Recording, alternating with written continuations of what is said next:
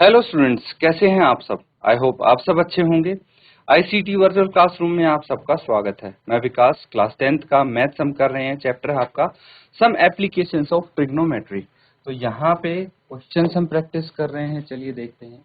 ये क्वेश्चन है, होमवर्क के लिए आपको दिया गया था। उम्मीद है आपने इसको जरूर पूरा किया होगा। तो चलिए फटाफट इसको नोट कर लीजिए और जो भी आपका आंसर आया है जल्दी से अपना आंसर शेयर करेंगे आप।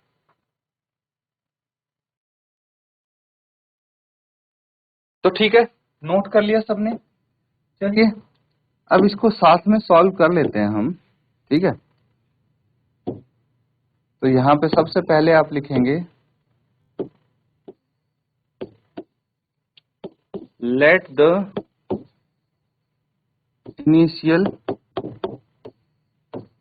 Position A of the balloon change to B after some time। ठीक है, कुछ समय बाद इनिशियल पोजीशन जो ए थी वो बी में चेंज हो गई। मतलब पहले बलून यहाँ था, कुछ समय बाद यहाँ हो गया। समझ में आ गया। और एक चीज, and height of girl be EF and height of the balloon B। Height of girl हो गई EF, तो बलून की हाइट क्या हो जाएगी। ये बलून की हाइट है, या तो GA मान लो, AG मान लेते हैं। ठीक है, BA, ये दोनों बलून की हाइट हो गई फ्रॉम ग्राउंड। ग्राउंड से ये हाइट, ये ध्यान रखना है। अब देखिए कुछ चीजें जो हमें पता होनी चाहिए वो लिख लेते हैं।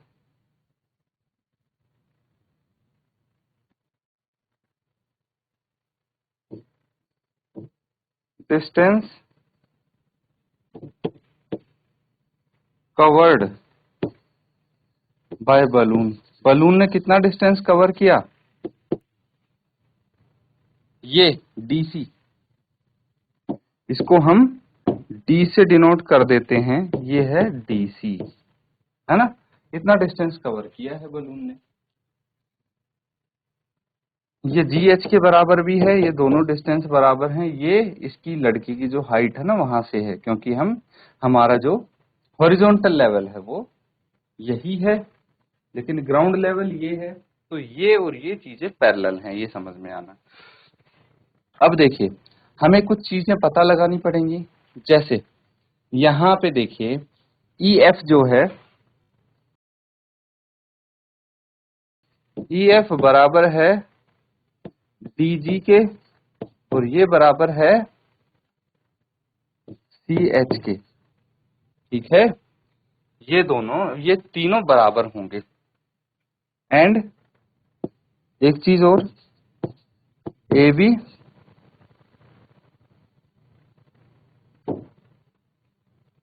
ये दोनों बराबर होंगे, है ना। AD बराबर है BC के, ये बराबर होंगे। तो हम फाइनली ये लिख सकते हैं। देखिए हमें सिर्फ इतना पोर्शन चाहिए, यहां से लेके यहां तक ये चाहिए साइड इसकी। तो हम कैसे निकाल लेंगे। BC is equal to BH minus CH। ठीक है, तो BC क्या आ जाएगा, BH कितना है, BH 88.2 माइनस 1.2 कितना आ जाएगा, ये 87 मीटर। तो ये 87 मीटर आ गया। तो ये 87 है, लिख लीजिए इसको।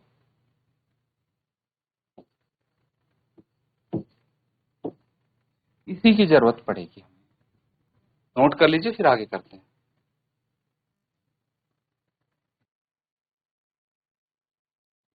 तो ठीक है, यहां तक नोट कर लिया। ये देखिए, ये चीज ध्यान देना, जो ये BC है ये किसके बराबर है, AD के बराबर भी है। यानी ये BC है और AD है, इन दोनों की लेंथ सेम है 87 मीटर। अब हमें क्या करना है, प्रोसेस समझ लेते हैं। देखिए, हमें निकालना है सिर्फ ये DC, है ना। तो DC कैसे निकालेंगे, सबसे पहले हम एक काम करेंगे, ये बड़ा वाला जो ये बेस है ना इस ट्रायंगल का, किसका, BCE का, ट्रायंगल BCE में हम EC की वैल्यू निकाल लेंगे, क्योंकि BC हमें पता है, EC निकाल लेंगे। फिर उसके बाद ये पूरा आ जाएगा, फिर ADE में हम ED की वैल्यू निकाल लेंगे, और EC में से ED माइनस कर देंगे तो DC बच जाएगा। ये है हमारा तरीका करने का। अब इसको सॉल्व कर लेते हैं। तो कोई भी एक ट्रायंगल ले लीजिए, इन ट्रायंगल ADE, है ना, ADE है।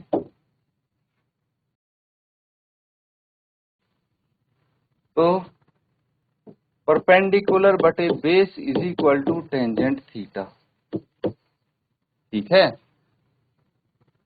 तो परपेंडिकुलर बटे बेस टेंजेंट थीटा होता है।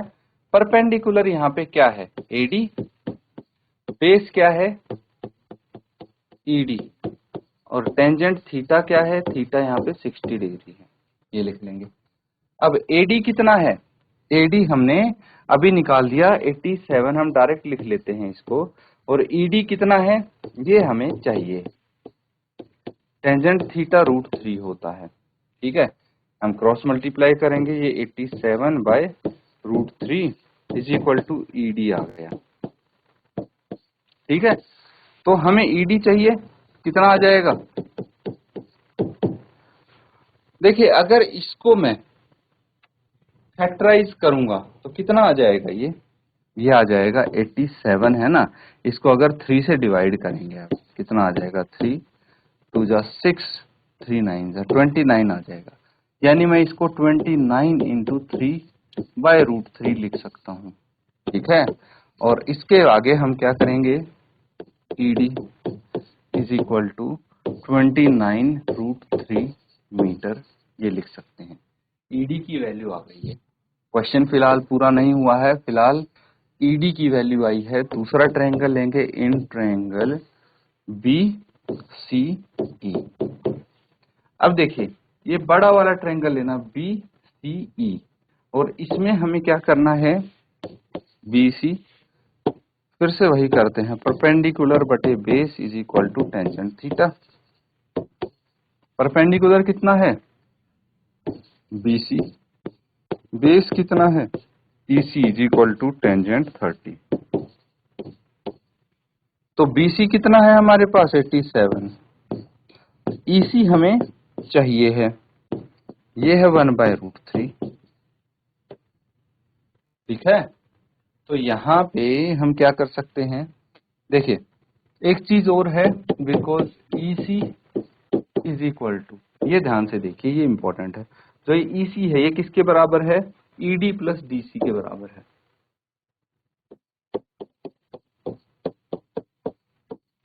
ED प्लस DC के बराबर है। तो यहाँ पे मैं रिप्लेस कर देता हूँ, 87 बटे ED plus DC is equal to 1 by √3। इसको न्यूमरेटर में लेके जाओ, इनको इधर लेके जाओ, तो 87 √3 इज इक्वल टू ED तो हमारे पास वैल्यू आ गई है, ED की वैल्यू डायरेक्ट लिख दूं मैं यहाँ पे, कितना है, 29 √3 प्लस DC ही आपका डिस्टेंस है, ठीक है, जो बलून ने कवर किया है।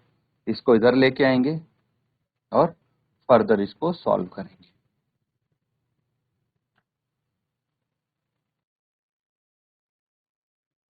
तो आगे होगा बच्चों आंसर, देखिए 87 √3 में से अगर 29 √3 माइनस करेंगे तो सिंपली आपका आंसर आ जाएगा 58 √3 मीटर। तो आप लिख सकते हैं 10 balloon covered a distance of balloon ने कितना डिस्टेंस कवर किया 58√3 मीटर। नोट कर लीजिए इसको।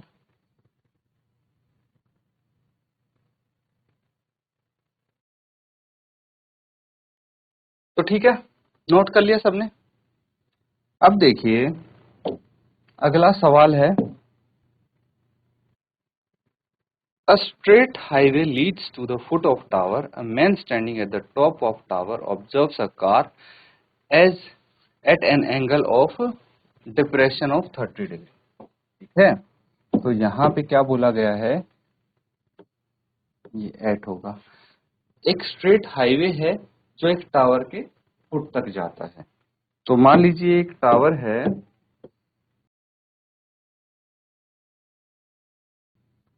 एक हाईवे है, ठीक है, एक कार है यहाँ पे,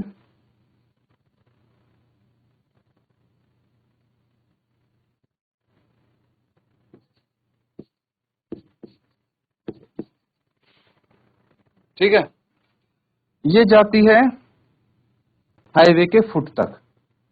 अब एक आदमी खड़ा है यहाँ पे इस टावर पे, ठीक है,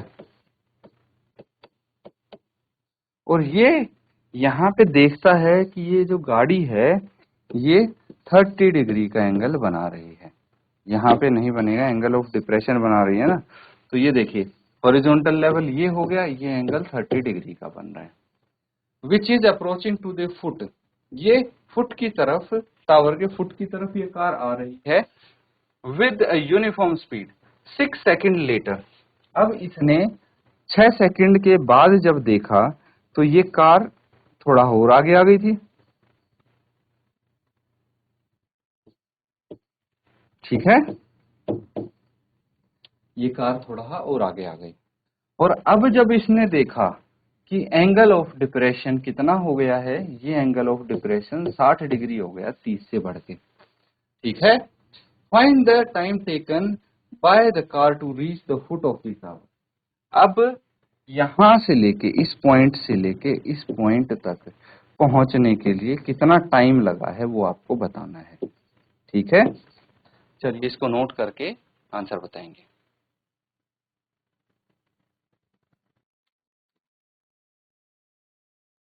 तो ठीक है, इसको हम यहाँ पे लिख लेते हैं। तो सबसे पहले डायग्राम बनाएंगे, ठीक है।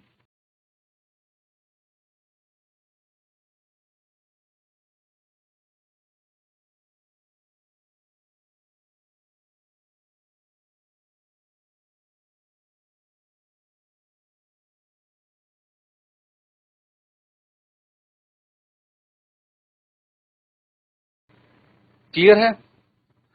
अब ये टावर है, इसकी हाइट मान लेते हैं ए बी, ये हो गया सी, ये हो गया डी। अब जो एंगल ऑफ डिप्रेशन है ये 30 डिग्री और ये 60 डिग्री, इतना समझ रहे हैं। बिकॉज ये हॉरिजॉन्टल लेवल है, ये हॉरिजॉन्टल लेवल है, ये ग्राउंड लेवल है, तो ये दोनों लाइन पैरेलल हो गई। तो ये वाला एंगल अगर 30 है तो ये भी 30 डिग्री होगा, और ये बड़ा वाला एंगल 60 डिग्री है तो ये भी 60 डिग्री होगा। ये चीज समझ में आ रही है। तो इसको हम लिख सकते हैं,